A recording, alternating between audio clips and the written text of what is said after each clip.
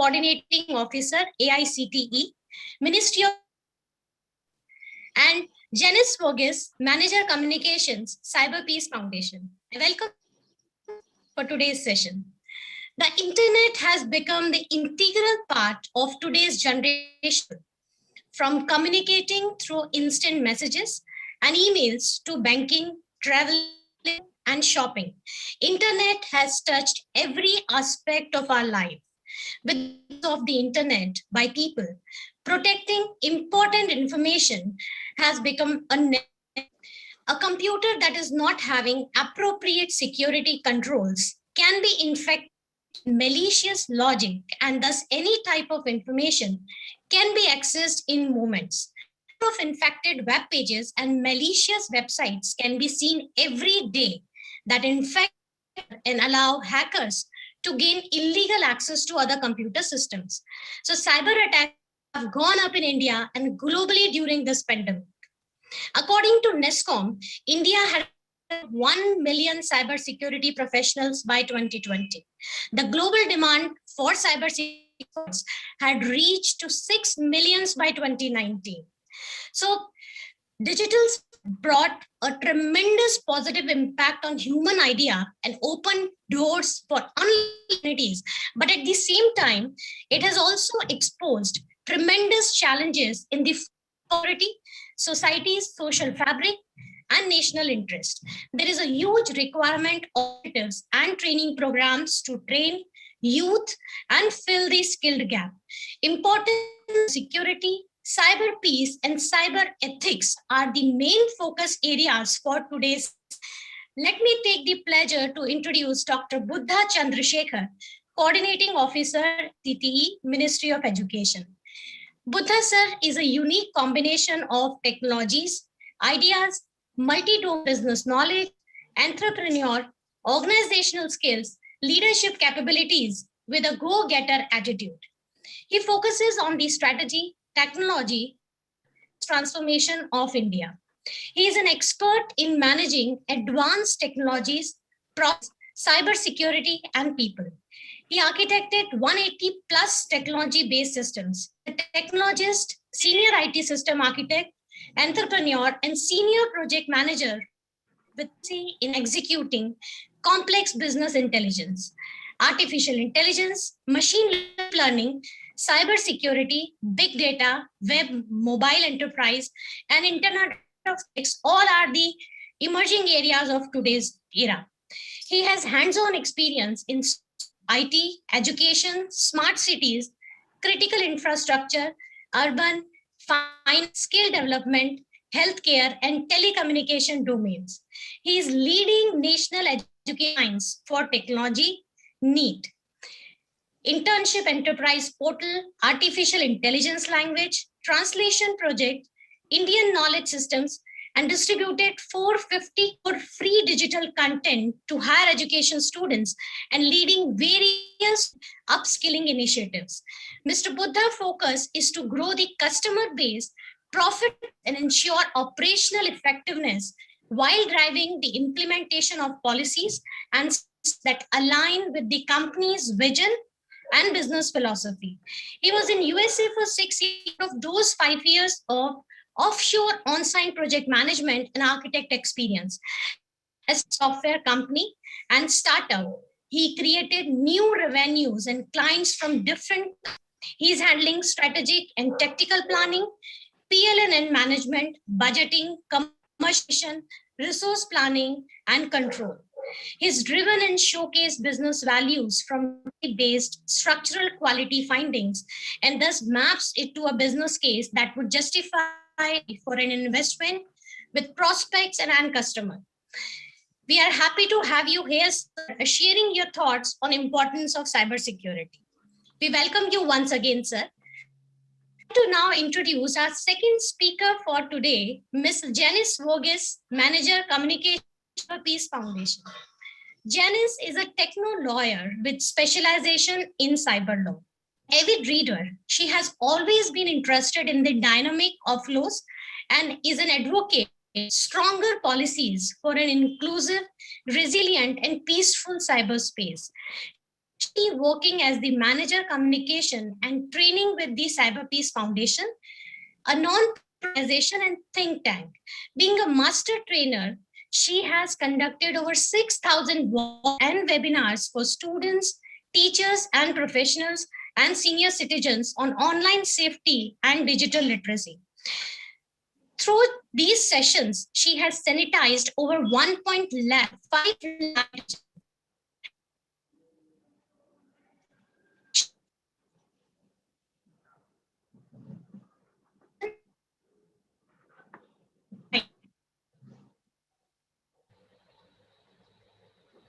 She also heads content development. Her publication include the Cyber Safety Handbook for Children that was recently launched by CBS. Without a further delay, I invite our first speaker, Dr. Buddha Chandrasekhar, Chief Coordinating Officer, AICTE Education, for delivering a session on importance to cybersecurity. So please. Good morning, all, and I would like to congratulate everyone on World Telecommunication Day. I mean, what an amazing day, because I myself is electronics and telecommunication engineer, and I really loved digital electronics. I mean, playing with those ones, zeros, and with chips, with the PCB boards, and the communication mechanism. I mean, see, the entire world got changed after inventing the wheel, in those days. And after inventing this telecommunication devices, which is transforming data from one place to another place across the world, and it made the entire world as a digital village. I mean, I call it as a global village. So basically, as we are living in a digital world, and I would like to thank every electronics and telecommunication engineer. And we all are very proud people, because we not only understand the technology domain, we understand the telecommunications, we understand technology, we understand electronics, we understand PCB boards, we understand how ones and zeros transfer from one place to another place. We understand, the chip making, we understand computer technology, we understand cyber technology. I think, this is a really great day to have here. And as we live in a digital world, at a global village, I think our daily life, whether it's a personal or a work life or every transaction which we do, is translated towards digitization and as a digital entities. And we are revolving around the world of internet. I think if you see as you all know about the Moore's law, right? See, what he predicted was a kind of a change in the world, from the communication point of view, from the kind of a electronic devices point of view. But the world of internet changed everything. Now if you key in something in, whether something happening in Israel and Palestine, if you key in there, immediately within fraction of seconds, we receive, the entire world receive that information. I think, this is the kind of a connected world what we are living in. But every time, the connected world basically invites lots of issues also. I mean, one way, people who wants to empower themselves, who wants to educate themselves, who want to gain knowledge, using this kind of opportunities are always exist, majority. But there are some, kids in the game, who wants to spoil, right? So that's where they try to hack the system. They will try to hack, or get your personal files, or a work-based files, or or your plans for future plans. Or maybe sometimes, they may steal your financial information and misutilize that information. I mean, it is vulnerable to different kind of attacks. And basically, it is not only attacking and taking your personal data, it is direct attack on a privacy. Because every human, why we will have walls, from one home to another home? Because everyone needs a privacy, right? That's a private space, that's what you call. But we invited this entire internet technology inside our private space. And there are some chances that some people may basically misutilize this kind of a opportunity and get into the private space of an individuals, as well as business entities.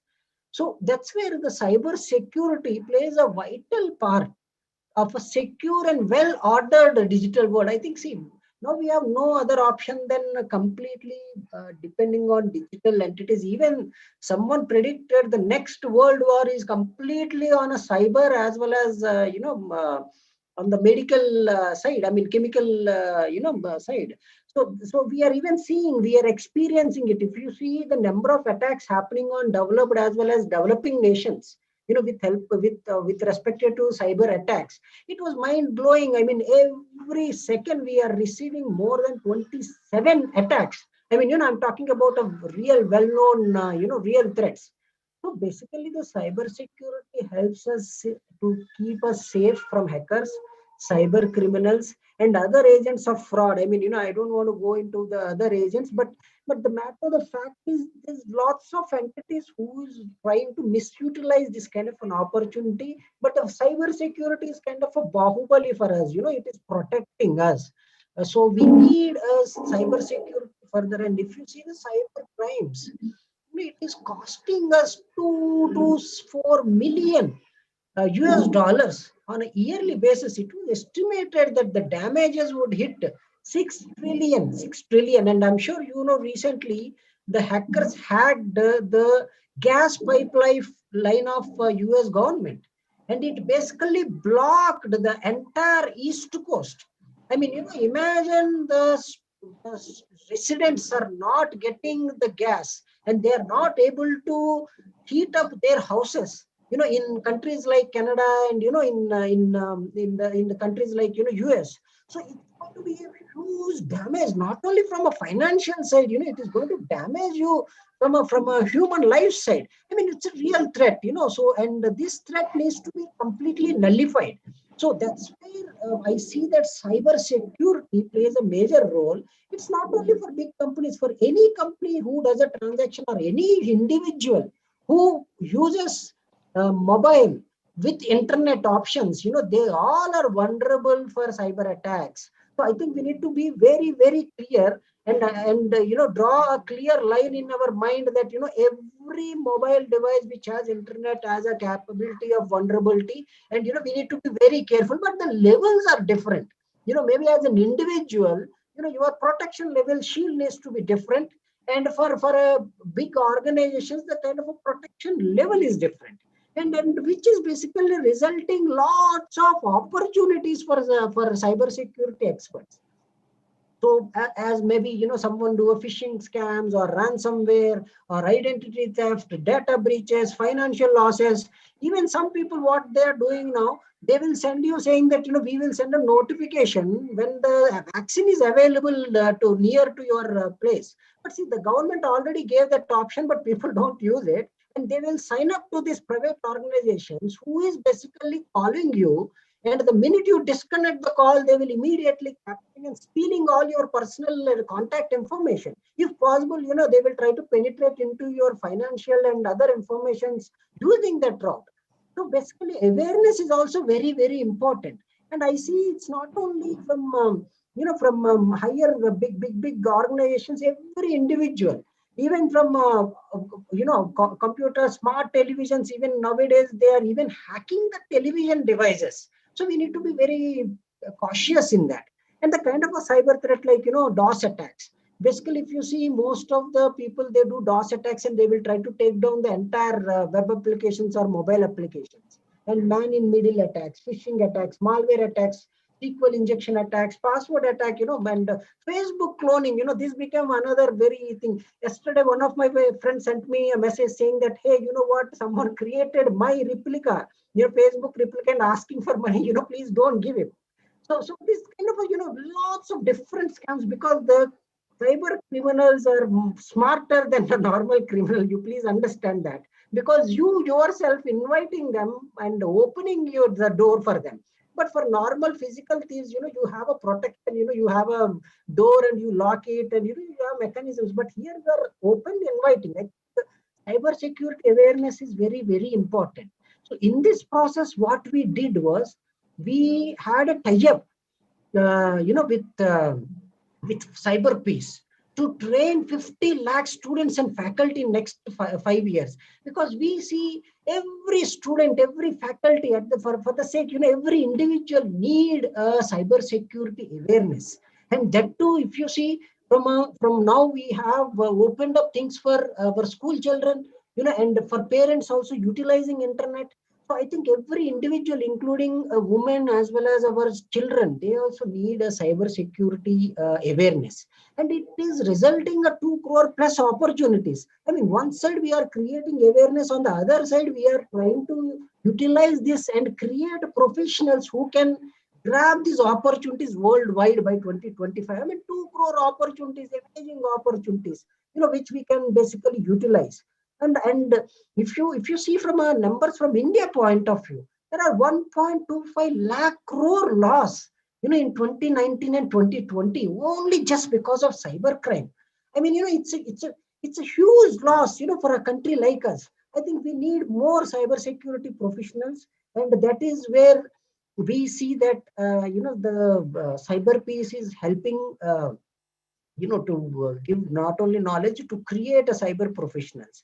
And we are slowly even moving towards R&D side. From Ministry of Education side, we are encouraging to do lots of research, and we come up with a separate R&D policy making, and we invest in 50,000 crore on that.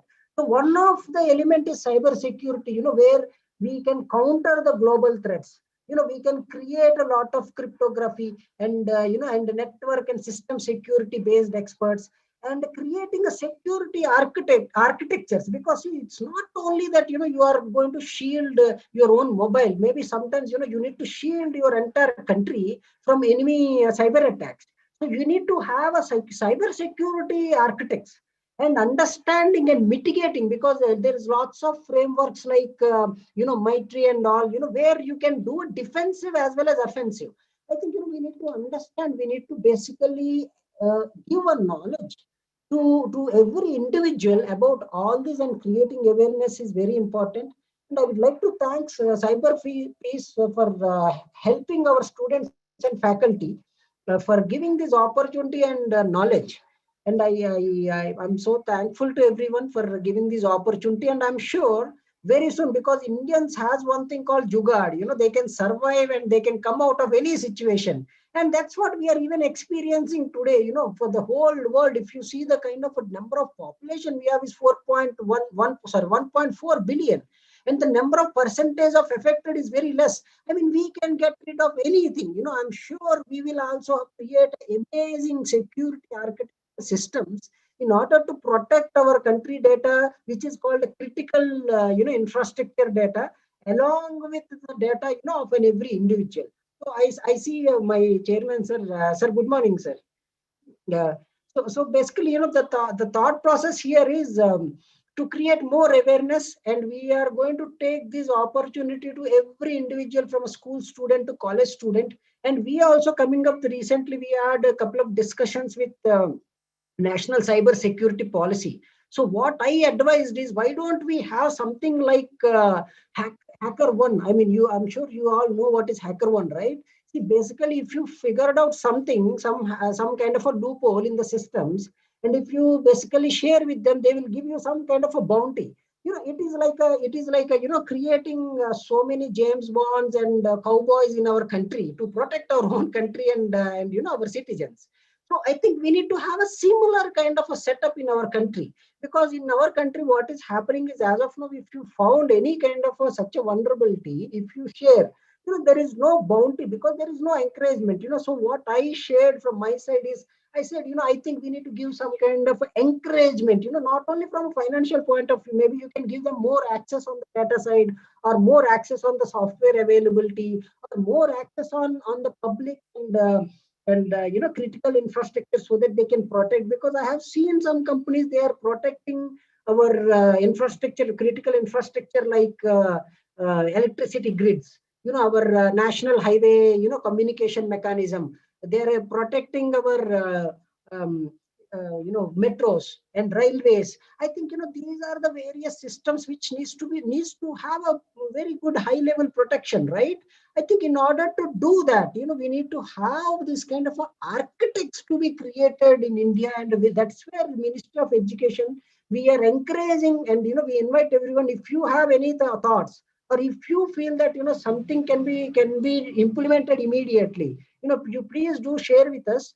We will try to take it forward, and we will try to utilize this for national good. And I thank everyone, and I wish cyber peace the best of luck. And as I said, as today is a real great day. We all are here for World Telecommunication Day. As a telecommunication engineer, I wish everyone once again. And thank you very much for giving this opportunity. And please be safe and maintain social distance. Thank you very much. Thank you, Buddha Chandrasekhar sir. That was a wonderful context that you have put in, and officially we welcome Professor Anil D. Sahasrabuddhe sir, Chairman AICTE Minister of Education. Sir has been so proactive and been supporting a lot of initiatives all over, and the the educational department has really wonderful to have you, sir. And sir, would you like? May I now request Janice to take over and please speak. And at 12 o'clock, we are going to have this particular launch session.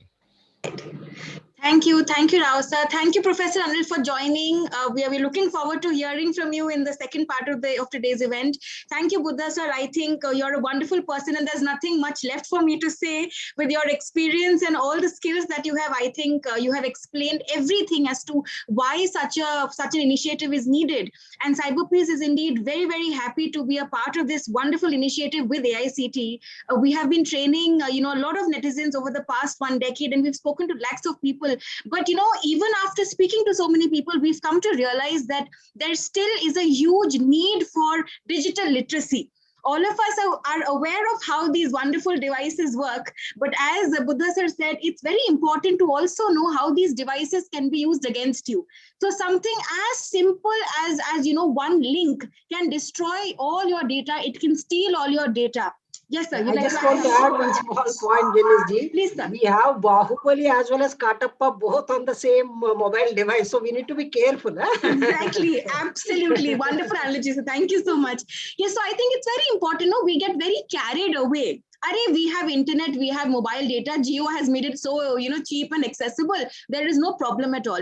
I don't want anybody to feel scared. I think the internet is one of the best inventions rather that, humankind has ever seen, which I think it's made our life so much easier. I don't have to go to banks anymore. In this whole COVID situation, all of us fortunately have the privilege of ordering things online. Just yesterday, I was craving fruits. I placed an order on Big Basket and I had my strawberries and my cherries at home. So I think all of us are very lucky that we have all these wonderful opportunities. But my dear friends, it's equally important to understand how these very technologies can be used against us. So this entire initiative that we've undertaken is with the aim to help all of you explore what a gift the internet is, and also help you make the most of these opportunities while safeguarding yourselves.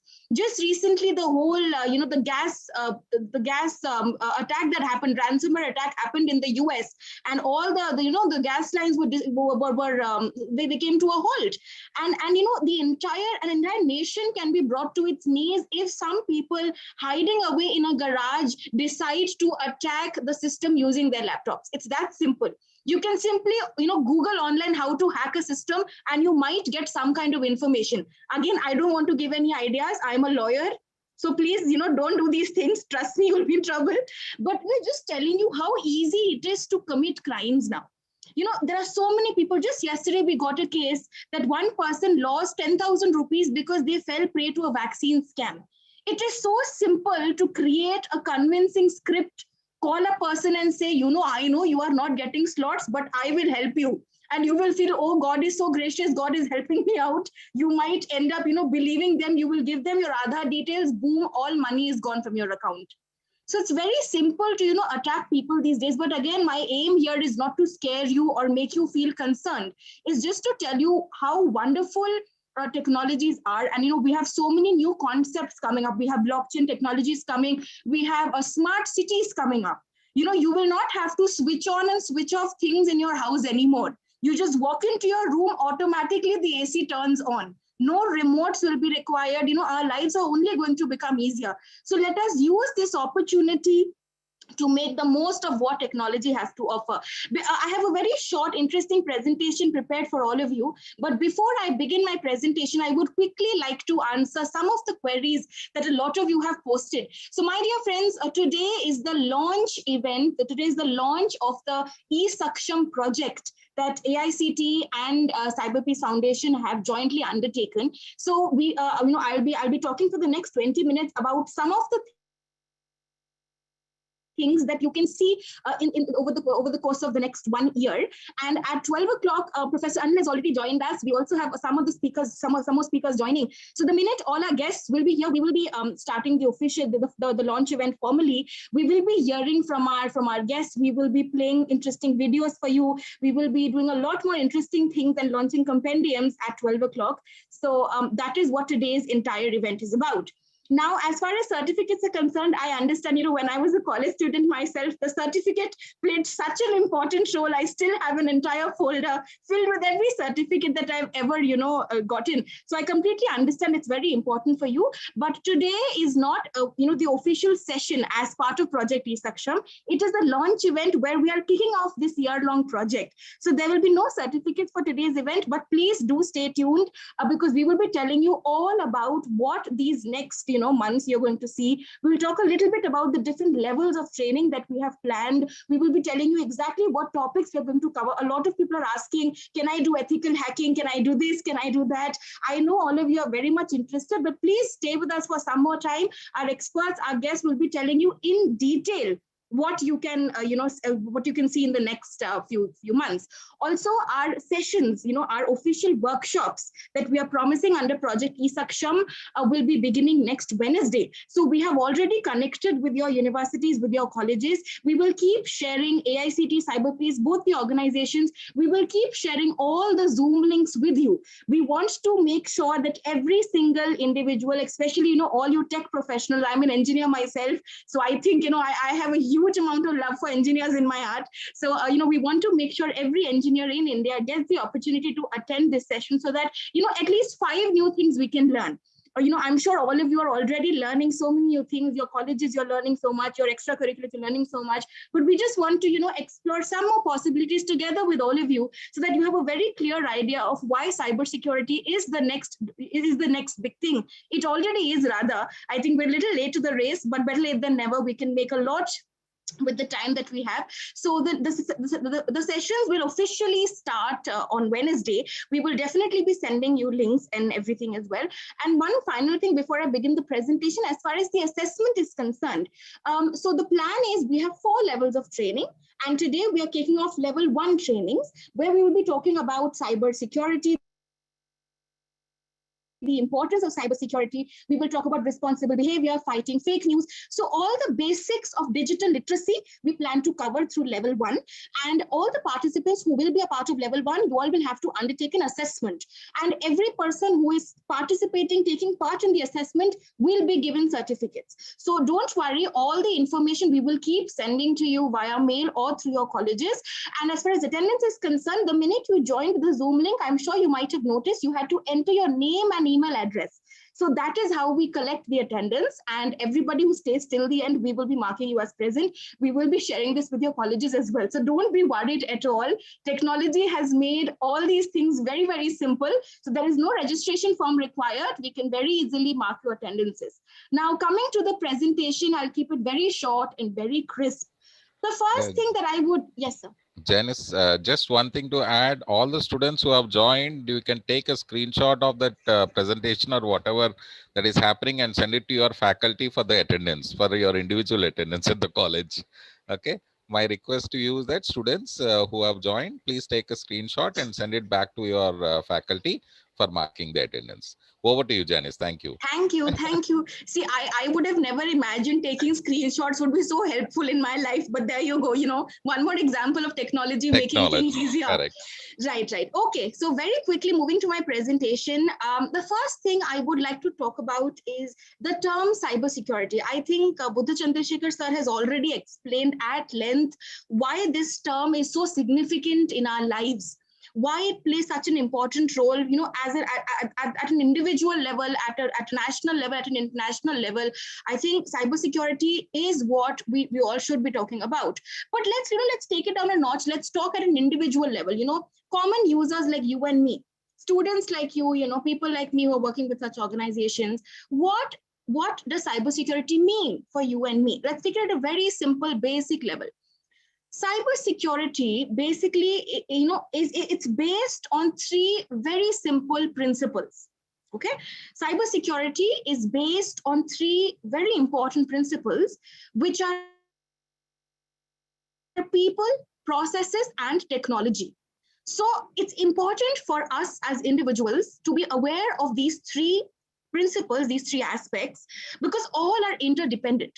So if you're aware of technology, you should be aware of processes, and you must also be aware of your responsibility.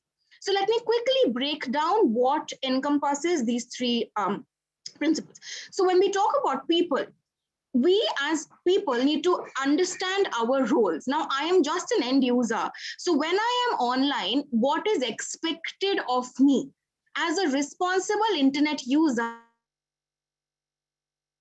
What am I supposed to do?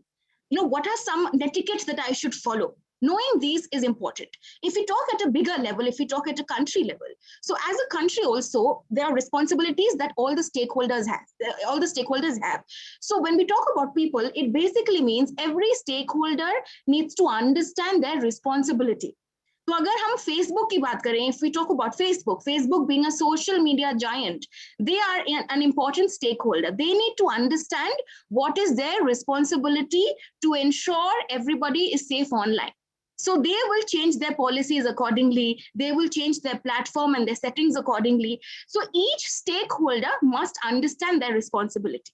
So again, coming to the first level, you and I are just end users. Our responsibility is being reasonable online. It's being respectful online, not believing everything that we see online. So these simple tips that we need to follow online, being aware of this, that's one important part of cybersecurity for users like you and me.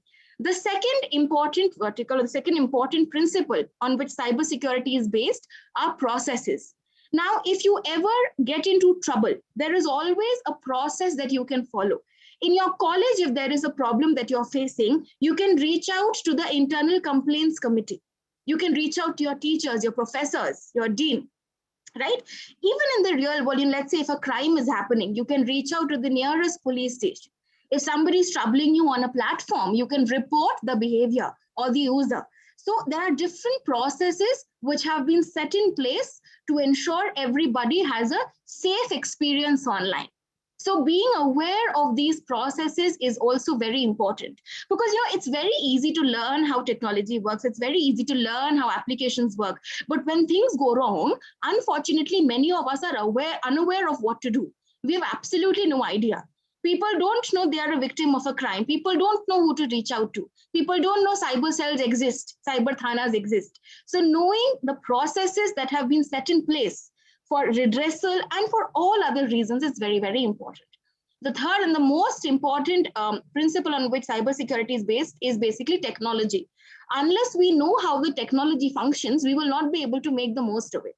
So knowing the pros and the cons, knowing both of them about any technology is also equally important. So when we have understood our responsibility as a stakeholder, when we have understood how the technology functions, what are the risks associated, and when we have understood the different processes in place for redressal and for other things, we can say that we have understood cybersecurity. And this is what we are going to explain to you throughout all the workshops that will be conducted as part of level 1 trainings. Because to be honest, my dear friends, now I am a cyber lawyer. I am somebody who's working in the domain. So for me, knowing all these things is important. It's technically a part of my job. But in today's world, the fact that, we are so much dependent on internet and online platforms, it has become a prerequisite. To call yourself a netizen, to call yourself a citizen in the 21st modernized century, it's very important to know these things. So digital literacy is now an important part of our lives. So let's try to understand cybersecurity and practice responsible behavior to ensure we are safe and so are others. Now, just to give you an idea of how, exponentially internet users are growing, you can visit this website. It is internetlivestats.com. So I'll just quickly open the page and show you all as well. So this is basically what opens up. It is internetlivestats.com. So, I'll just share the link in the chat box as well, so you can maybe take a look. So today, as of today, there are 4 billion internet users. There have been 3 billion Google searches. There have been, 3 million blogs have been written. 399 million tweets have been sent out. So this website just gives you an idea of how many users are increasing each second. There are so many websites being created, so many blogs are being written. So cyberspace is growing exponentially every single second. With every new user being added, there is new data which is being created. And with new data, the scope of cyberspace is getting bigger and bigger. Again, why am I telling you about this? I'm telling you about this because the entire game is based on data. Without data, there is no point of the internet. Unless you don't give data, you will not get data. Simple example, when you are on social media platforms, okay, let's take a very interesting example. Let's talk about dating applications. When you create an account in a dating application, you have to share your interests first. You will write about what you like. So, I'll just give you my example. So if I ever created a profile on an application of this kind, I will write, that I like games, I'm into gaming, I'm into cats, I like gardening. So I will talk about my interests. And then that application will use my interests and match me with people who have similar interests. So you have to give information about yourself to get information back, right? So this whole cyberspace is based on data. And it's very, very important for us to protect our data. A lot of us may feel, if somebody gets my email address, what is the problem? What will they do with it? My email address is janissuperrocker@gmail.com. What will somebody do with this? My dear friends, if somebody gets information about you, even if we feel it's not important, it can be misused. Right? Let me just quickly give you an idea of how that happens. So if people get your information, it can be your photos, it can be your email address, it can be your number, it can be your, account details, any information about you. If people catch hold of it, they can, steal your identity. If people get my name and my photo, they can very easily create accounts in my name. They can pretend to be me. They can reach out to my friends, spew all kinds of lies and maybe even commit crimes with them because they are misusing my photo and my name. So identity theft may happen with you. Other than this, if somebody catches hold of information about you, they can use it to even break into your accounts. They can even use it to hack into your accounts. How? Let me give you a very simple example. This is something a lot of you will agree with. The most common, passwords that we keep are what? Names of our family members, names of our partners, names of, our pets, interests, mobile numbers, date of birth. We use all these sensible things as passwords. Now, the problem is if we use such sensible things as passwords, they can be guessed very easily. Now, a couple of years back, when I got my first cat, I used my cat's name as my password. Okay, I will not tell you what my cat's name was. I used my cat's name as my password, and regularly I would post photos of my cat on social media. Regularly, my cat did this, my cat did that. I would regularly post things. Now, the problem is all my friends on social media know Janice has a cat, and Janice's cat's name is Columbus. Okay, I'm telling you what the password was. My cat's name is Columbus. My friends within seconds broke into my account. And I had no idea. I thought, oh, my friends are hackers. They are bigger than Anonymous also. I was so convinced they are smart. But were they actually hacking into my account? No. They were simply guessing my password, which I myself had made so simple. So, when we do simple things like these, we think we are being very smart. But let me tell you, the criminal is also equally smart. They will, implement processes like something as simple as social engineering. They will go through your profiles. They will find out what do you like. A dear friend of mine bought a new car and his password was his car's registration number. Now, sir got his car last year and that day itself, He took a photo with that big key and the big bouquet in front of the showroom, and he put the photo on social media. The entire world knows his car's registration number. Can it be misused? Absolutely. This meme was going around. One person got a new credit card. They put a photo of the credit card online. Within seconds, the account they had humongous bills, and the person kept wondering what happened. Again, nobody will do such things, but somewhere we do make small mistakes like this because we don't realize how dangerous it can be. Right? So whatever information you are sharing online, my dear friends, please keep it visible only to yourself. You don't want to tell somebody sitting in America that you are enjoying in Goa because they know your house is empty. I mean, of course, nobody from America will come and loot us. I'm just giving you an example. But if somebody in India itself, or maybe somebody in your city, if they get to know you're not at home, it can be a good opportunity to loot your house. And it has already happened.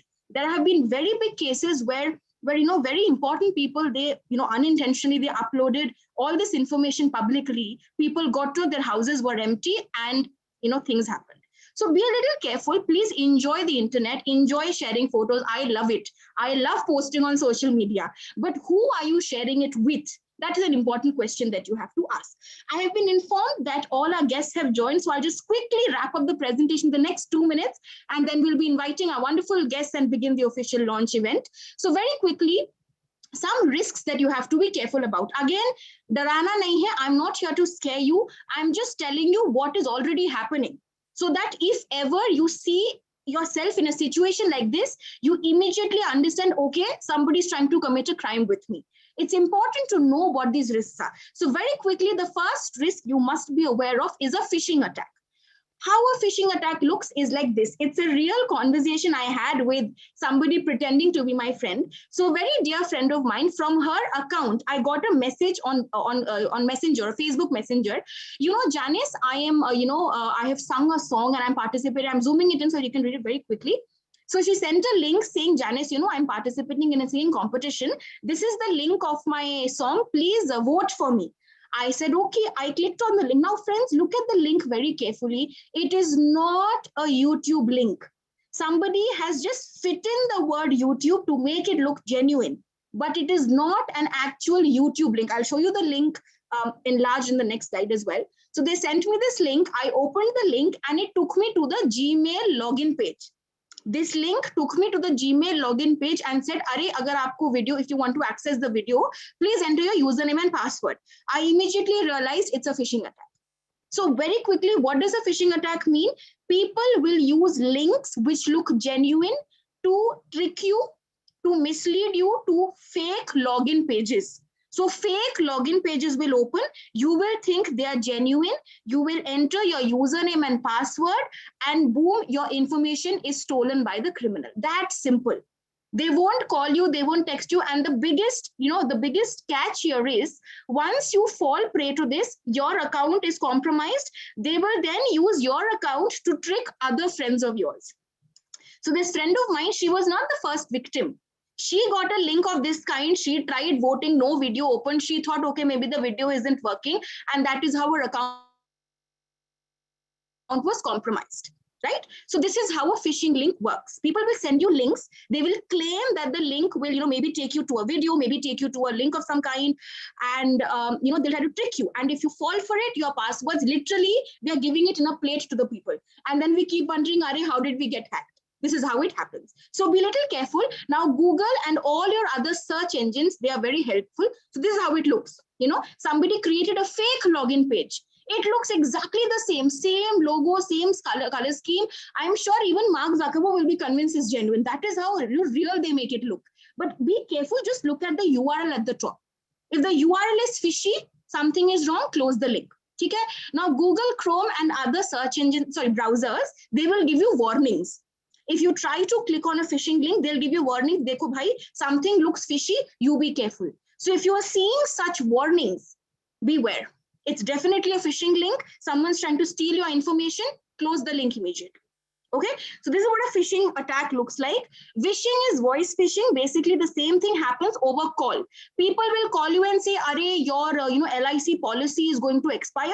I want your policy number and please give me your mobile number. Arey, you might have received an OTP on your mobile. Give me your OTP also, and then they'll steal your information."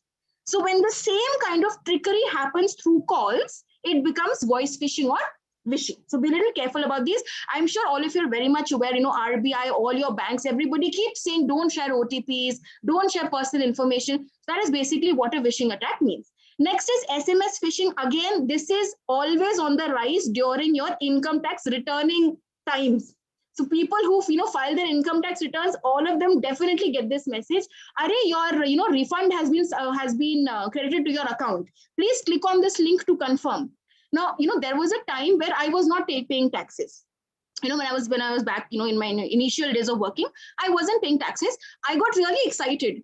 I don't even pay taxes, but I got my returns. I clicked on the link, took me to a fake page, which was made to look like the income tax department's website. Same logos, same everything. Let me tell you, it's absolutely illegal. Pretending to be somebody else, absolutely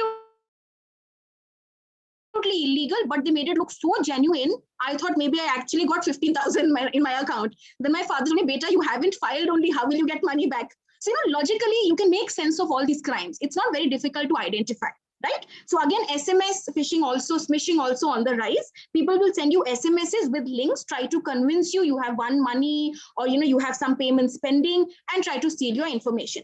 Finally, social engineering, already spoken about this. Whatever you are sharing online, very interesting case, and then we'll begin the launch event. So this is 1 minute, I'll quickly close after that. So a couple of days back, I ordered something for my mother on Mother's Day. Last Sunday was Mother's Day, and the order was not delivered. Now it was a new website. I tried for the first time. I quickly searched on Google, what is the review people have given about these website, and I reached to this website called indiaconsumercomplaints.com. This is not a government of India undertaking. It's some private website that is run by some private group of people. Now, the interesting thing is, my dear friends, you can see people who had problems, with online shopping websites, they have posted everything. They have posted on these websites. They have put their order number, they have put their address also, their mobile number also. They have put all their information. Now, criminals keep going through these websites. They will catch hold of your information. A criminal can very easily collect information from here, call you, pretend to be customer care from that company, and trick you. Arey sir, we are just refunding your money. We are so sorry. We want to give you a free, coupon also. Please give me your card details. I want to initiate the refund. We will happily give our card details. Boom, all the money is gone. This is what social engineering means. The information that sometimes we carelessly, or we don't really pay much heed and we post online, it becomes public to a large audience and they can use it against you. Okay? So if you ever face problems, my dear friends, don't go to random websites. If you have a complaint to file as a consumer, go to the website consumerhelpline.gov.in. Wonderful website, consumerhelpline.gov.in, specifically for consumers, specifically for consumer complaints. There are wonderful portals which have been set up. Go to the nearest police station, go to cybercrime.gov.in, go to consumerhelpline.gov.in, only register complaints on government websites. Don't go to random places because you will end up giving your information and it may result in problems. So with that, I conclude my session. A big thank you to everybody for listening to me so patiently. I hope we were able to share some new tips with you today. If anybody has questions, because we can't do questions right now, I would request you all to please send us a message on our WhatsApp helpline number. It's 957-5x066. It's a wonderful helpline that Cyberpeace runs on WhatsApp. Just drop us a message, tell us what problem you're facing, tell us how you are being troubled, and we will definitely help you out. So once again, thank you very much, everybody. With this, I would like to invite Ms. Shimoni Prasad from Cyberpeace to take over the launch event. Thank you. Thank you so much, Janice. It was a wonderful insight. I think the entire presentation was so informative that I think in the future, I'm going to ask you for the presentation and say, share it with me. I will read it again and again. Thank you so much. With this, let's begin the launch event. I would we just saw that Lieutenant General Dr. Rajesh Pant has joined us at the forum. Sir, are you able to hear us? Yes, we can see you as well, sir. Yeah, I can hear you loud and clear, Shimoni, and good morning to everyone. A very warm welcome, sir. Vinita, can you hear us? We'll just check your audio and video. Yes, good morning, sirs. I hope my voice is visible, audible, and my camera is okay, Shimoni. Yes, absolutely, sir. Very good morning to Professor Anil D. Sahasrabudhe, sir, also. So, can you hear us?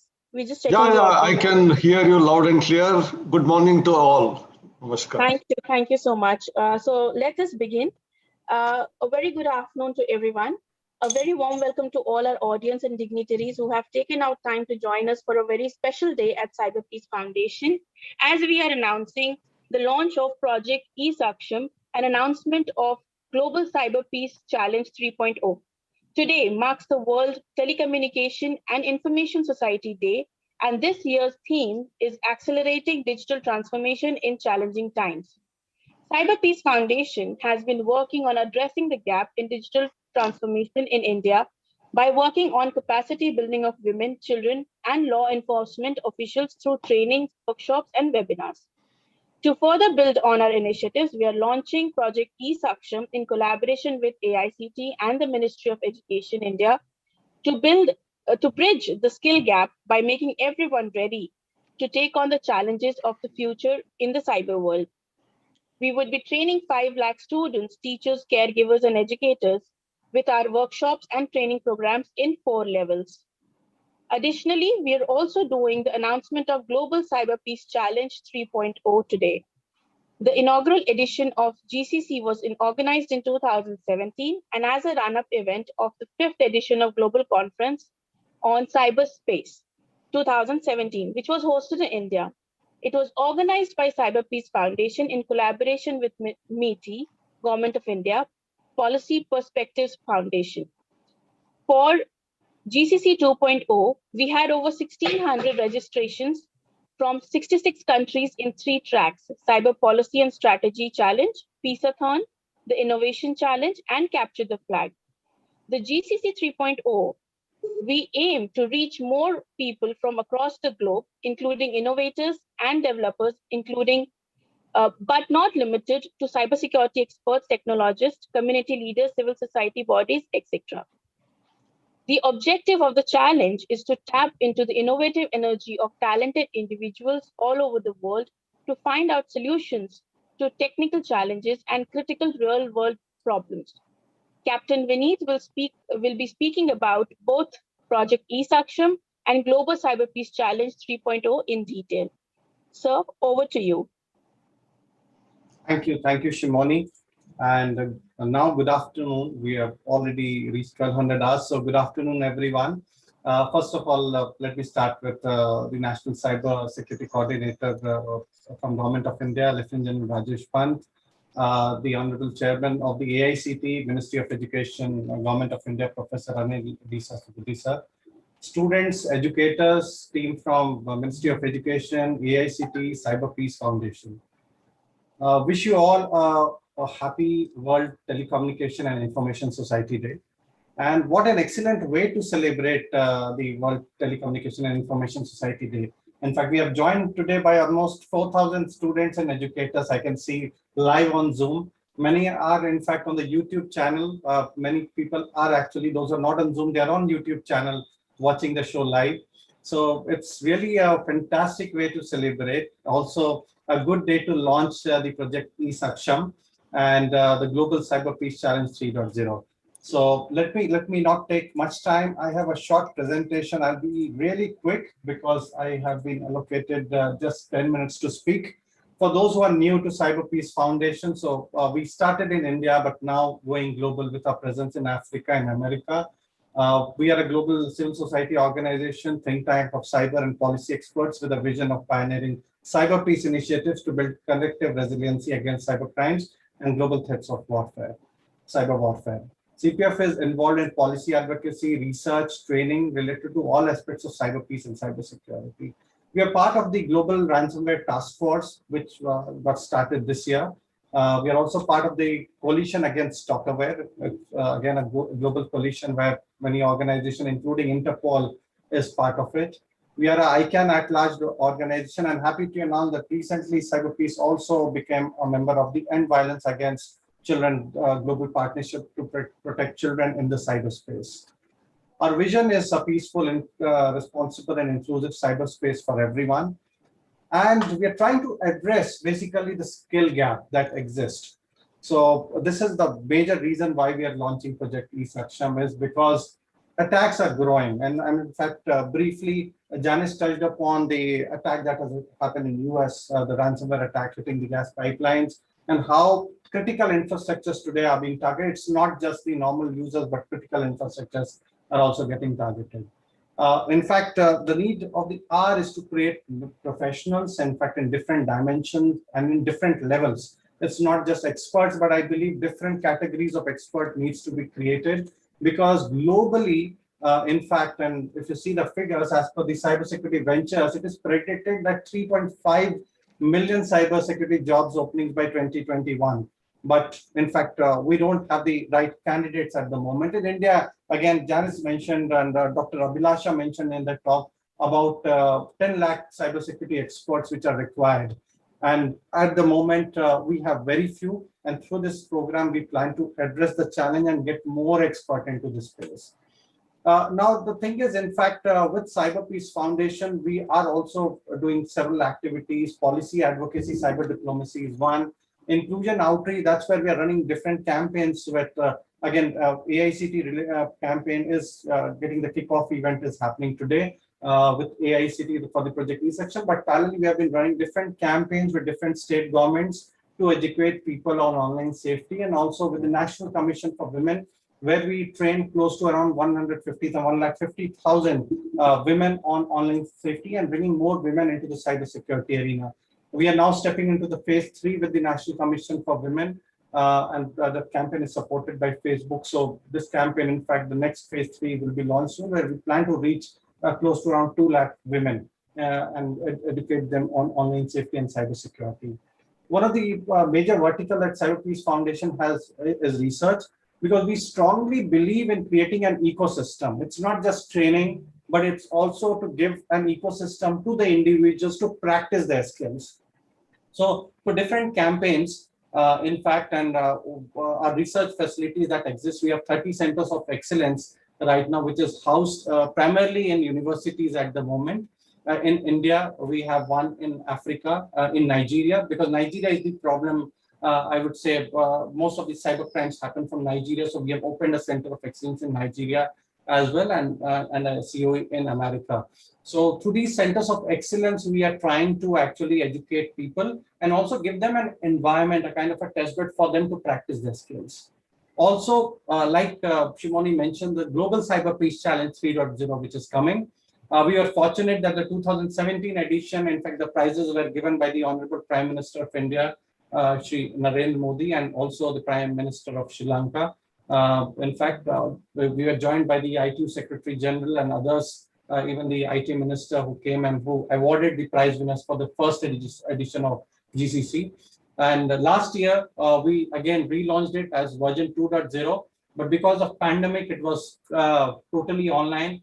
We are unsure that we'll get participation, but to our surprise, we got more participation with around 66 countries joining in this, with many partners, many international partners. Government of Australia became a partner. The eSafety Commissioner became a partner. Many organizations like Kaspersky, in fact, SANS, all of them became a partner in this initiative. And we, in fact, they're able to make the campaign, the entire Global Cyber Peace Challenge, even bigger than the GCC 1.0.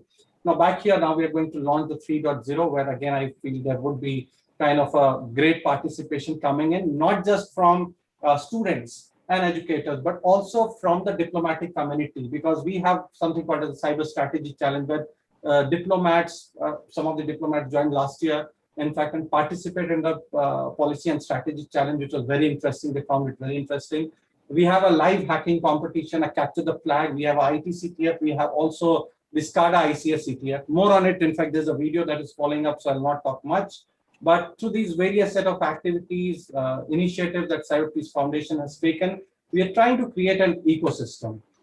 And our initiatives in action on the prevention side, we are working with UN organization, since our major funder is UN. So we closely work with UN agencies like UNICEF and do a lot of trainings when it comes to preventing the children and the youth in the cyberspace, and also we work with the law enforcement on enriching their skills in investigating cyber crimes that is happening online, crimes that are happening on the dark web, on the deep web. So we work closely with them. We develop crawlers.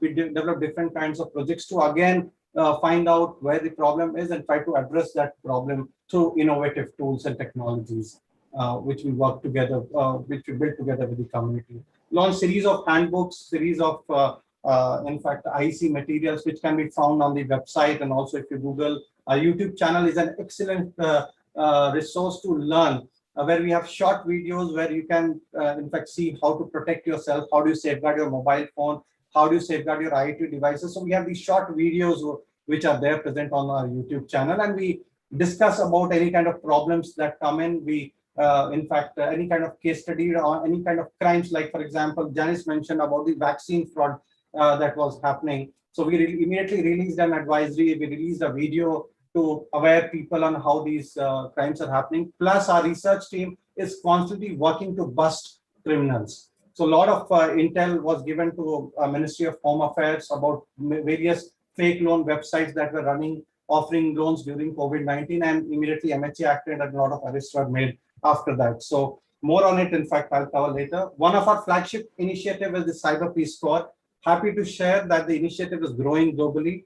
And in India, on an average, we have 50 volunteers in every state who are actively working and also now engaging with the state governments also in supporting their activities and spreading awareness. Now this entire movement has gone global with around volunteers present in 40 countries apart from India. Some of the activities, again, that volunteers do is clubs, competitions, trainings, network. The geographical distribution is right here. This has grown. This is till 2020. But now, almost a year after, we have, in fact, grown much more in more countries. If you see, I was talking about these resources on our YouTube channel. We have step-by-step videos. We make you aware about scams that happen, because I know 1 hour session is not enough. So this is where you can go and learn, and you can also share these videos among your friends and family so that they can be aware about any kind of frauds. We have developed many kind of handbooks, advisories. This is one of them, that during pandemic, we have developed one advisory with UNICEF on keeping children safe online during COVID-19 pandemic. We developed a book with CBSE handbook, which is now being circulated across different schools, because we strongly believe that cyber security needs to start from the school. So trying to integrate that into the STEM education, and this is one of the initiatives there. We developed some games, again, to learn by way of gaming, and the game called Cyber Trivia is now being worked upon. The version 2 is also going to come soon with AR, VR, and latest technologies being built into it. It will be launched soon. Some of our research initiatives for that, in fact, we have been globally quoted by international university, also by Wired and many international media channels. The CSAM research that we did, it's something that we did on WhatsApp and Telegram, when we highlighted different issues. We developed SOP for the investigators. We launched with NCRB cyber challenge and CCTS hackathon with them to identify the talent that exists within the police forces and then to award them. So this again has become a flagship event. We have done two series, and now we'll be moving on to version 3 of the CCTNS hackathon and cyber challenge India, along with the National Crime Records Bureau.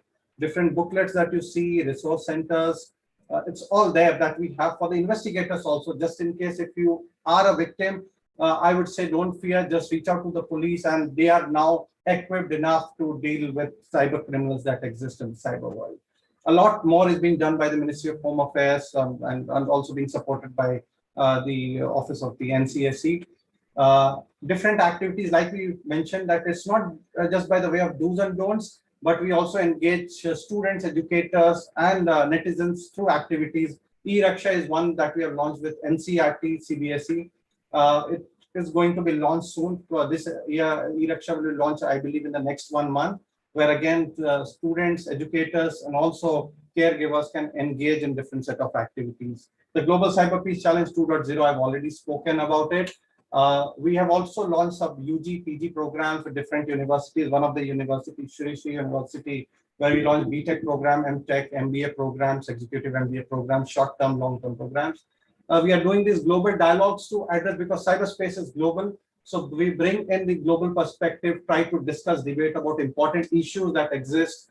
And then this year also, we are planning to do CyberPeace Data 2.0 in the month of October.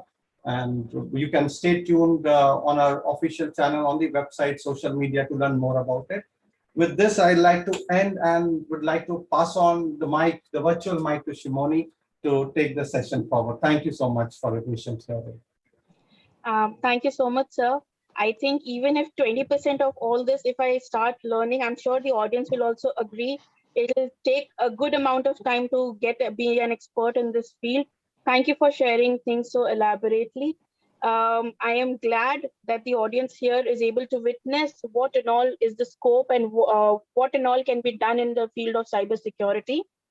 I would now like to welcome Professor Anil D. Sahasrabudhe, Chairperson, AICTE, Ministry of Education. So to launch the project eSaksham, we have a video. You can let us know once you, would you like to play it before you speak or after you speak, sir?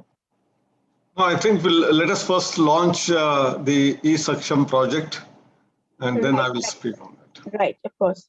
CPF Secretary, request you to please share screen and play the video.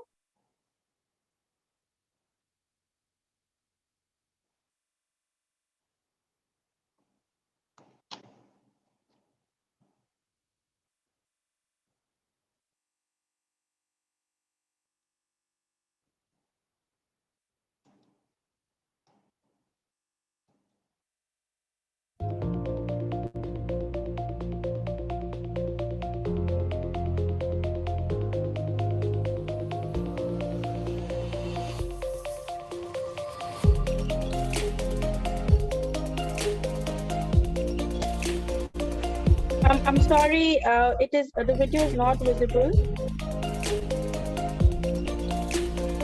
Shall I try from mine? And let me check if I can. CPF Secretariat, can you try once again? Or else I'll try mine. I have a copy of the video.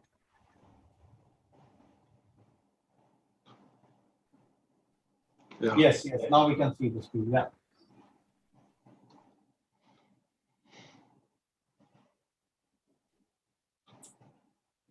Vikram, you can play it.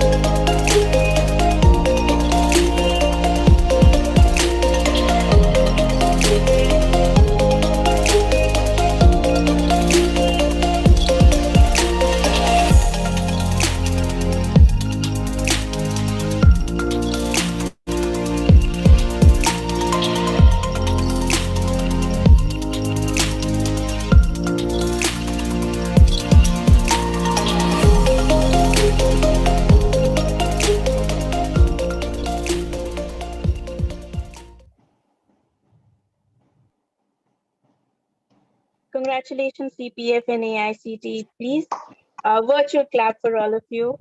Over to you, Professor Anil D. Sahasrabudhe, sir. Yeah, thank you, Shimoni Prasad. It was wonderful to be associated with CyberPeace Foundation to launch this eSaksham project. And Captain Vinit Kumar very eloquently explained about all the activities that are being conducted by CyberPeace Foundation. And the third challenge, actually, the global challenge for cyberpeace has been launched. And I'm sure people are becoming more and more aware of this. Let us get back into the human civilization itself. Everyone wants to be happy. everyone wants to be safe. This is a natural tendency. But at the same time, the same human species, Homo sapiens, has that wickedness also in mind. And that's why there are crimes happen right from time immemorial. It's not now. For thousands of years, there have been crimes. And therefore, with the one C, that is crime, there are requirements of cops. Another C is required. And therefore, as the civilization grew, and in the late 20th century, when we developed internet and what we call www has become a commonplace name, and there are more than 4 billion users of internet, 2 billion sites probably, websites, some of them authenticated, secured, some of them not. And then we have all been on it in terms of different types of cyber crimes, the recent one being the gas one, but there could be one on stoppage of our electricity, which has happened also once in a while, whether it is in terms of our water connection, whether it is oxygen supply in the COVID time, anything and everything is possible in terms of either stealthily doing something, creating a crime, but at the same time, there are people who would like to catch this. And that's why this particular eSaksham project of educating, whether it is in terms of how to identify cyber attacks, how to avoid them, how to mitigate them, or if something happens, how do we really go ahead and then catch those culprits? Another C, culprits are there all around. So how do we catch them? And in the last session, I was watching, Janice has been very beautifully explaining about what type of activities these people do, right from our Facebook profile to our WhatsApp activities that are happening. People guess our passwords, which are so simple, because we ourselves many times forget our passwords. And that's why we want that to be so simple that I can remember them. And in the process, we become vulnerable. And many of our students who are on the platform have been asking questions, what is vulnerability? How do we define it? And how do we go ahead with that? And I was seeing hundreds of questions, very intelligent questions students are asking. And some of them are asking about ethical hacking, and how do we avoid, some attack which is happening. Attacks are of all varieties. Spam mails come every day, hundreds of spam mails. There are phishing attacks. I think identifying each one of them and where we have to be cautious, where we have to be very, very clearly, although banks say that please do not share your OTP or password with anyone, but still we do so foolishly. At times we send it to our own family members. Family members certainly are to be believed, no problem. But in the process, the message which has gone may be interrupted by someone, and then they will catch off that. And therefore, there are possibly hundreds of types of attacks that are happening. And the entire life today is boiling down to data. Data is the new gold, new oil, whatever you call it. And therefore, this huge and humongous data, in not just in our own memories, in each of the computers, there is terabytes of data. And then something which is very, very secret and confidential may be lying. But there are softwares which will spam through that and then try to find out maybe our passwords, maybe something. Therefore, there is always a requirement of multi-layered protection. We do have in our all servers firewalls, but how protective are they? Can there be multiple firewalls? It's like in some of the Bond movies we see that in order to get into some very, very important place where there is some jewel which is very expensive is kept, you have to go through several doors, opening some keys, lots of passwords. I think something similar, some of those, our banking system, the finance system, the government departments, services which are provided, all of them are prone to such kind of attacks. All services, as many services are there, as many possibilities of attacks are there. And we have none other than Lieutenant General Rajesh Pant is with us, and he will certainly speak about what the government has been doing in different terms. And it is the security of the nation is also at stake in terms of cyber crime, cyber wars. And that is very, very dangerous. All our data, which is required to be for operational purposes in terms of our economy, in terms of our industry, if it can be just corrupted in no time, by an attack, I think the whole economy will collapse. It will not take microseconds to make it collapse. And therefore, all services, whether it is in finance or banking, I think they are all equally important. We have had several cases when people say that I lost my 10,000 rupees, 40,000 rupees from my bank account. And then how do we trace it? There are cases when our credit card is misused by someone, debit card is misused by someone. I myself passed through some small phase about not now, more than 10 years ago, when credit cards were almost very new. We were not used to credit card business. I had gone for a foreign trip and come back. And subsequently, somewhere after about more than 6 months, 8 months, some small activity happened, and they asked me, "Did you buy something? Are you in US?" I said, "No, I'm in India. I had gone there for about 7 or 8 months back." And then they immediately traced, and I was able to recover my money. But the question is, there are all such possibilities exist, and therefore hundreds of different types of precautionary measures that each one have to do is to be known to the general public. Today, it is something like in our times, we used to talk about 3 R's, reading, writing, and arithmetic. Today, probably the fourth one, which is so important, along with R, whatever you call it, the cyber security has become so important, and education in cyber security is required from Bhaji Wali Bai to maybe to the corporate CEO who is sitting in the corporate office. Because even that lady who is selling vegetables, maybe she may be using some app through which money is coming in, going out, and it may not go into her account at all. So there are possibilities of diverting that money into somewhere else. And that poor lady whose income is hardly 5,000, 10,000 per month may get cheated of that. And therefore, the education in terms of cyber security, cyber crime, and how to avoid it is important from the most layman, those who have just hardly any education, to one who have got highest education. And it is not that only gullible people, poor people who don't have education get cheated. I have had, I don't want to mention now some of the professors of IITs who have had, their own courses being taught in cyber and cyber related issues, IT and communication have been cheated. So that means the range is so wide, and therefore educating becomes very, very significant. And this is what this eSaksham project is all about. Cyber Peace Foundation and an educator, or what you call regulator in technical education, we have joined hands, and I'm sure this awareness will go a long way. Because our first step is awareness. After being aware, the next part is training in how to avoid it and how to detect it, because we are going to have several fellows, several centers. And I was listening very carefully to Sri Vinit Kumar, who said there are 30 centers of excellence, 66 countries are participating in our Peace Foundation initiative of the Global Challenge. So why 66? We want all countries of the United Nations should participate in this.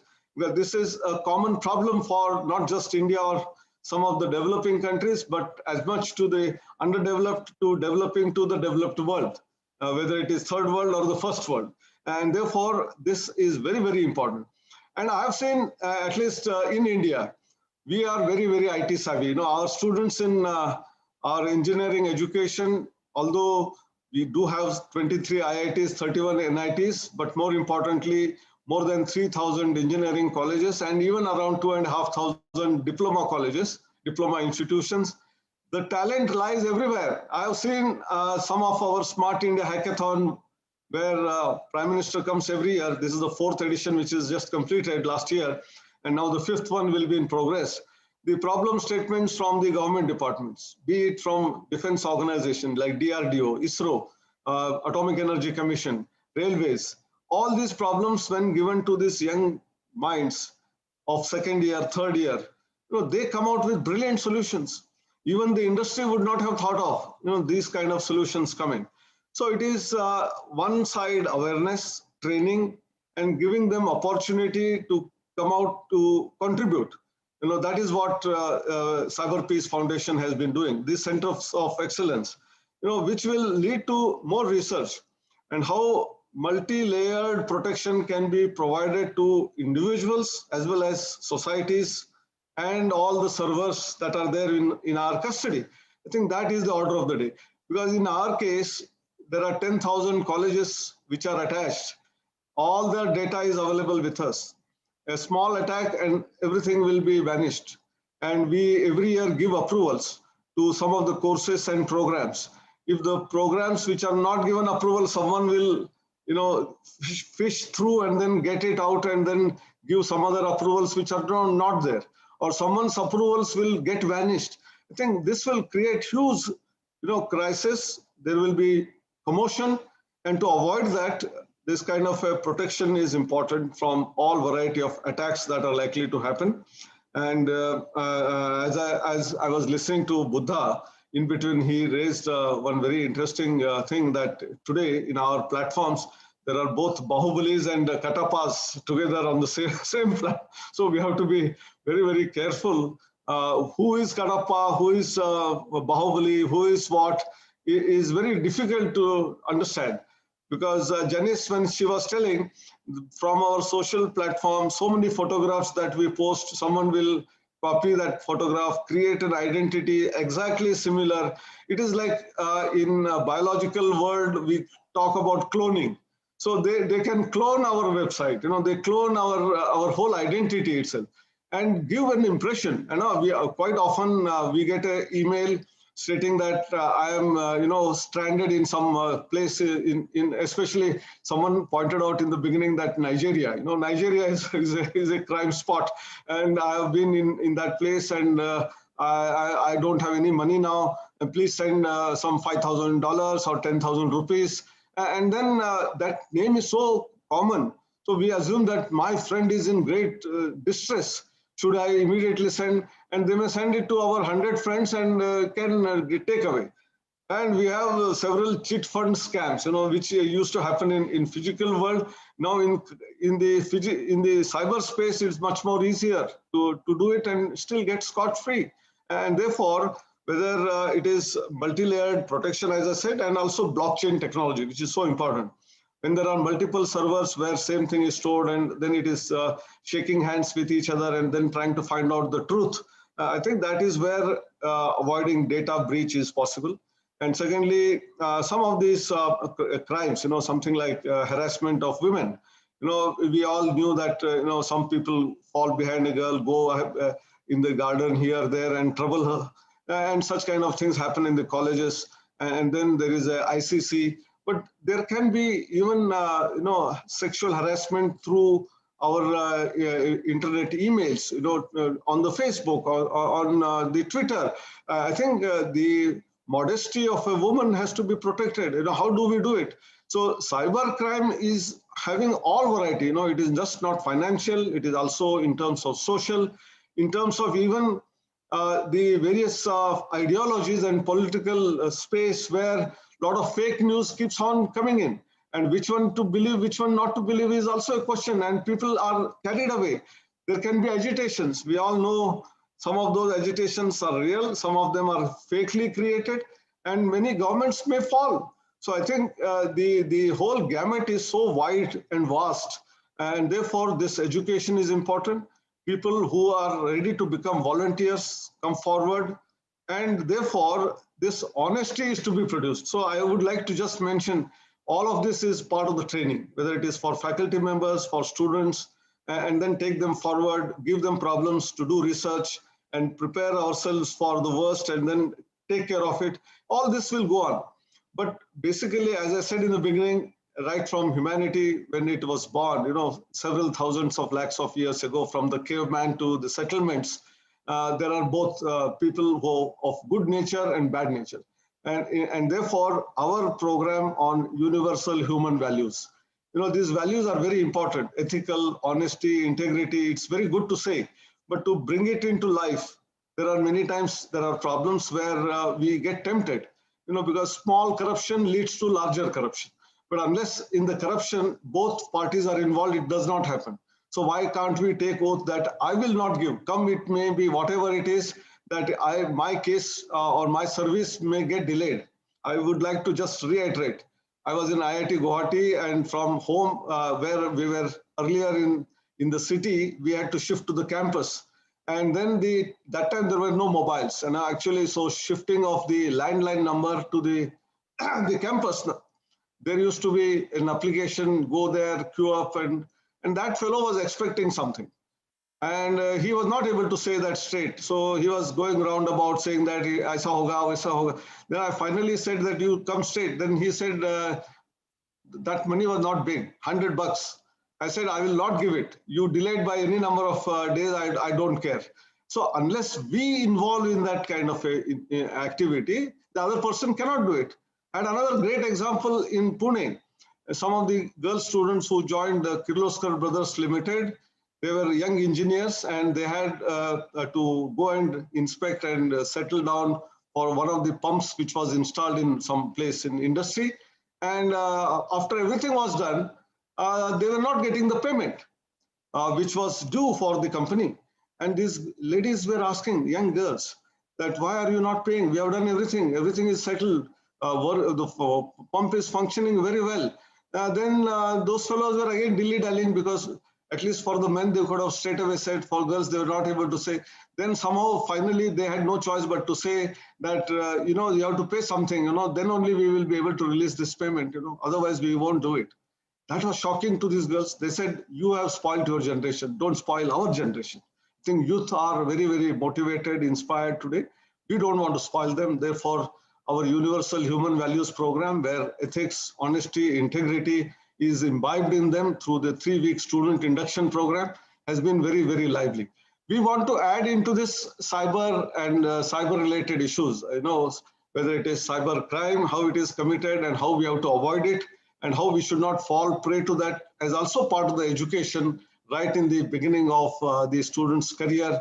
And if such students who are motivated, inspired, nationalistic will come forward, I think our country is safe, our society is safe, and I'm sure whatever we talk about Atmanirbhar Bharat, we can make it. And then our own ancient philosophy of Sarve Janaha Sukhino Bhavantu, which means all the people in the world have to be happy, and the world is one family, that is Vasudhaiva Kutumbakam, will become a reality. Thank you very much. Namaskar.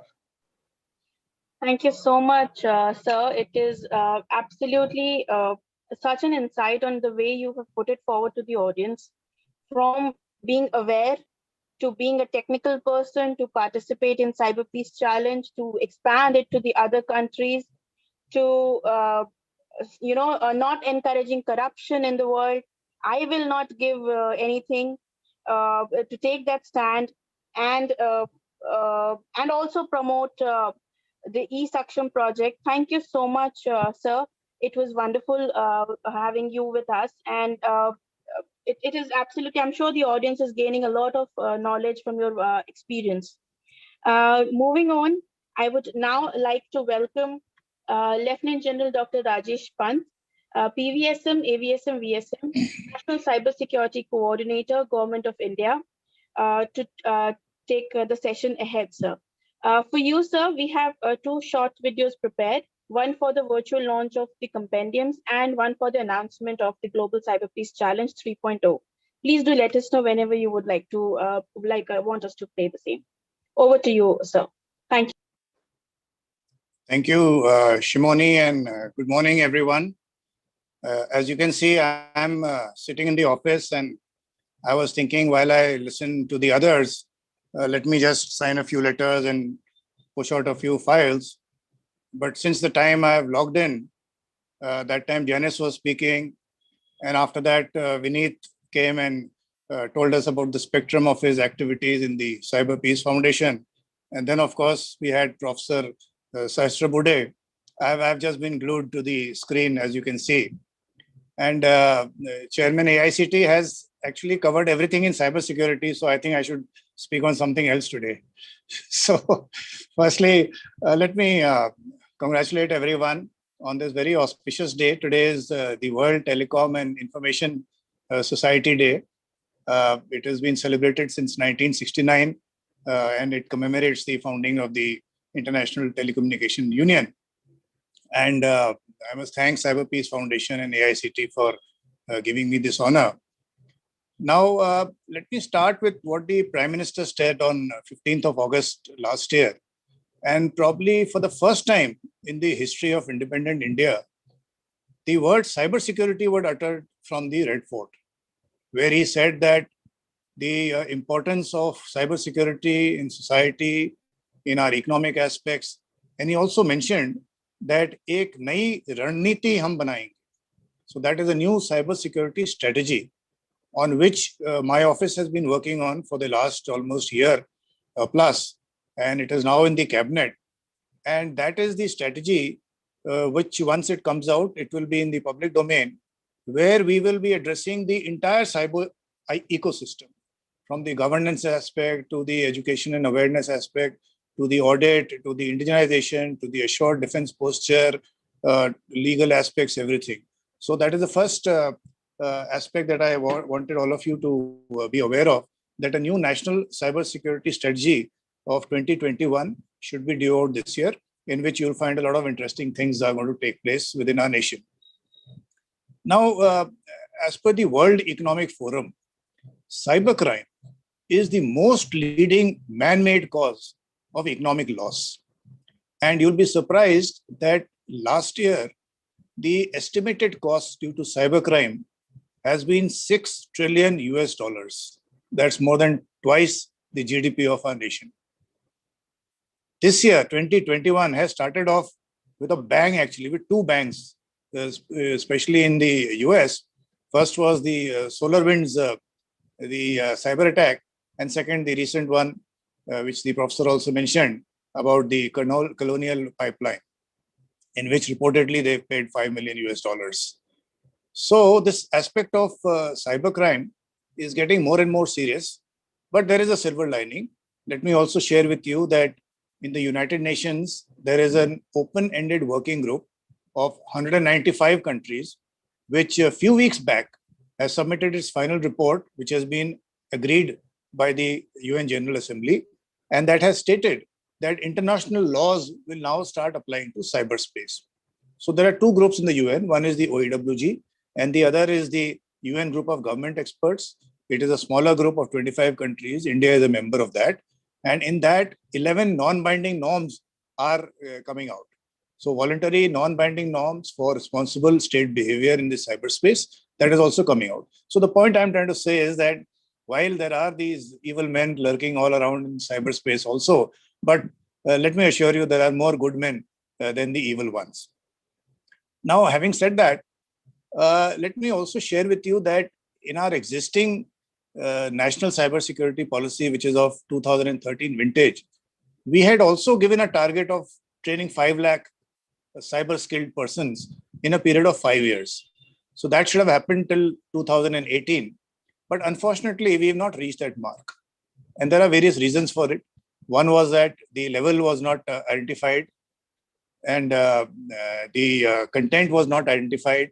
So, as far as this particular program is concerned of the Cyber Peace Foundation, this is one aspect that I would like to share with Vineet, that let us monitor this closely. If you want to involve my office, I would be very much interested in having some sort of a half-yearly report as to how many you've trained, how is it going, what are the qualifications that they are getting, syllabus, etc., for all the 4 levels that you mentioned. That's a very important aspect, because if you set a target, then we must meet that target in the given time frame.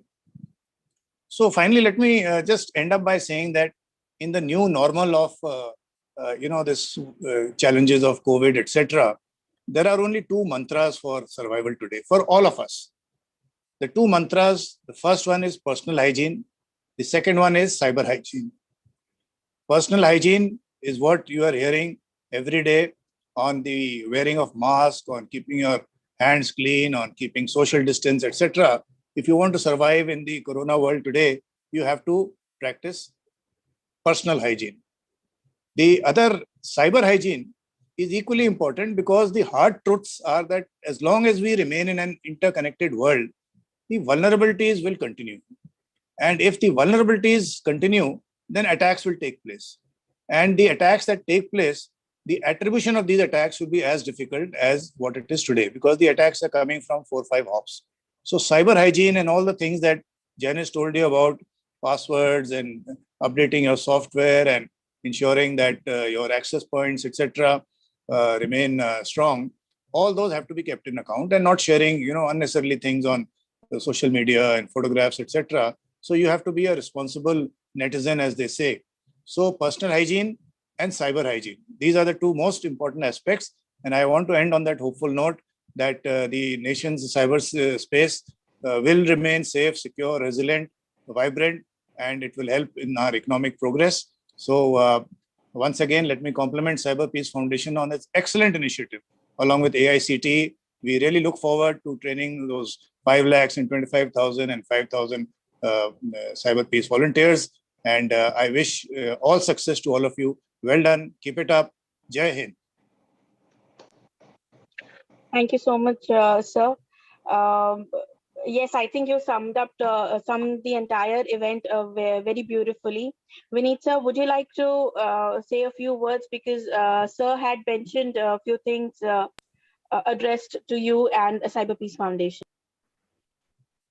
Yes, sir. In fact, I was just noting as you were speaking, sir. So we'll be very happy to give you the report. So the entire program is structured in such a way that the impact would be seen on the ground, sir. So I'll be in touch with you and we'll be sharing the report. Also, would be writing to you to seek a kind of endorsement for this program, if that would be possible. So I'll be in touch with you, sir, to share all the updates. Thank you so much, sir, for joining us. Sir. Excellent. We would also like to support it.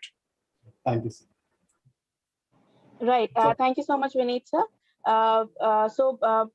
We do have a secretariat. We have a couple of videos that, yes, please. Thank you.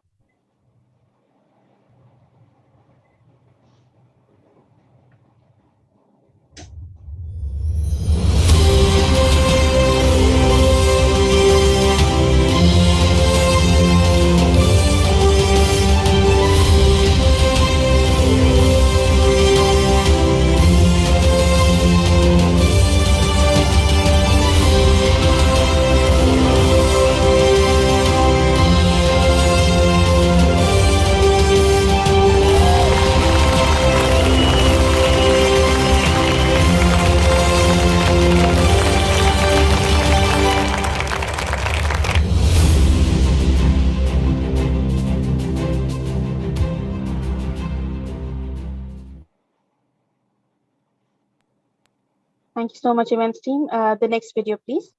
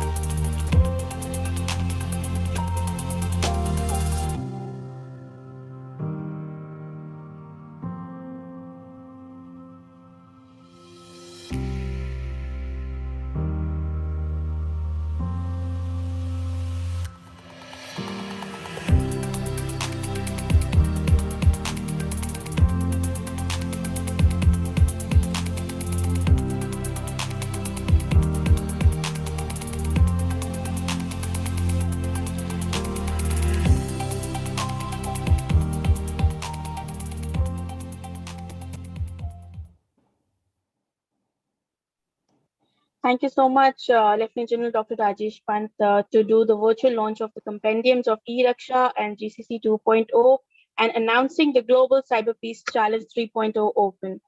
Congratulations to Cyber Peace Foundation for these wonderful initiatives, and congratulations to AICTE for the eSaksham project. Over to you, Ms. Antara Vats, Research Analyst, Cyber Peace Foundation, for the vote of thanks. Good afternoon, everyone. It is an honor to host the vote of thanks on this very special day for Cyber Peace Foundation. To achieve our common mission of enabling growth of India in these transforming times, the objective of launching eSaksham and announcing GCC 3.0 becomes extremely relevant to address the technical skill gap amongst our youth and to provide a platform to bolster it. An extremely important component of global supply chain is fostering the technical skills of the population, and I believe these initiatives are the need of the hour. I'd like to take this opportunity to express our gratitude to Dr. Buddha Chandrasekhar and Ms. Janice for their wonderful and insightful sessions defining the importance of cybersecurity and digital literacy. The valuable thoughts shared by them have given the audience a lot to ponder upon and have set the benchmark for a series of workshops and sessions that Cyber Peace Foundation is planning to conduct as part of this project in the coming months. I would also like to sincerely thank Mr. Vineet, Professor Anil D. Sahasrabuddhe, and Lieutenant General Dr. Rajesh Pant for taking time out of their busy schedules to join us today for the launch event. Thank you for your encouraging words and support. Lastly, I would also like to extend my heartfelt gratitude to our audience for joining us today and making today's event a success. Thank you, everybody. Thank you so much, everyone. Thank you so much. Stay safe. I hope you answered all the questions because we see lots of questions, interesting questions. My fingers gave up after a point, but all the questions which I could answer, I kept typing throughout, and some of them are repetitive. I would request all the participants to please stay tuned to our social media, because again, we are just a limited group of people, so we will definitely be sending all the information to your colleges through AICTE, through Cyber Peace, and we are also planning of setting up a dedicated website linked to cyberpeace.org, where we'll be sharing all the links. So don't worry, you won't have to run around to 10 places. We will be putting all the links together and you will be able to access them easily. Professor Anil, you wanted to add? No. Like Vinit Kumar said, he wanted to say something. Yeah, I think one question is directed to AICTE. Basically, recently, I would like to answer that we identified the emerging technologies and we started adding those emerging technologies, and cyberspace is one of the emerging technology which we have identified, and requested all the colleges to have a specialization in that course. I think Venkat Sai Charan, I think he asked this question. Maybe I think the rest towards you. Yes, sir. No, I just wanted to say the same thing, that we have AI, data science, machine learning, 3D printing, robotics. We have augmented reality, virtual reality, cloud computing, quantum computing, cybersecurity. All of these areas are emerging areas, and we have said that the new programs have to be in these domains. And even if the program is of mechanical engineering or electrical or civil or chemical or metallurgy or computer science, there must be possibly some of them as electives, or you can have a minor, major in mechanical engineering with minor in cyber security. These kind of programs have to be launched, and we have been supporting that. This is number one. And students and institutions should make use of that. As far as these questions are concerned, I think Janice was continuously keying in, and the testing times were there because questions were rapidly coming and she couldn't have caught up with them. My appeal is all these questions can be compiled and then you can create a FAQ, where many of them are repeating and something similar. And if they are there permanently available, anyone who has missed today's lecture, they can also go back there, and on the website of Cyber Peace Foundation, they can see the answers for such questions and then get themselves educated. Sure. Thank you, sir. In fact, I was just looking at, we have almost answered close to 100 questions. So it's a very good suggestion. So we'll create a complete FAQ and put it on the website. And plus, we are also planning a subdomain eSaksham.cyberpeace.org. So I've asked the participants to stay tuned to our social media channels, because we'll be posting as soon as this is live. The registrations are live for our training program. So just wanted to share one. So one more thing to all the audience who are there live here as well as on YouTube. One of the questions quite often that is coming in is what is the attendance and how will we get certificate? I think certainly in the beginning also, Janice very well said that, we are all interested in certificate, keeping them. But I would like to reiterate that more than certificate, that knowledge, that information, that wisdom that you are going to get is more valuable and important than the certificates. Forget about certificate. Be attentive, learn, make use of it for your good and the public good. That's all. Thank you so much, sir. Thank you for joining us today. It's an honor to have you on the platform. Thank you. Thank you so much, Anil sir. Thank you so much, Buddha sir.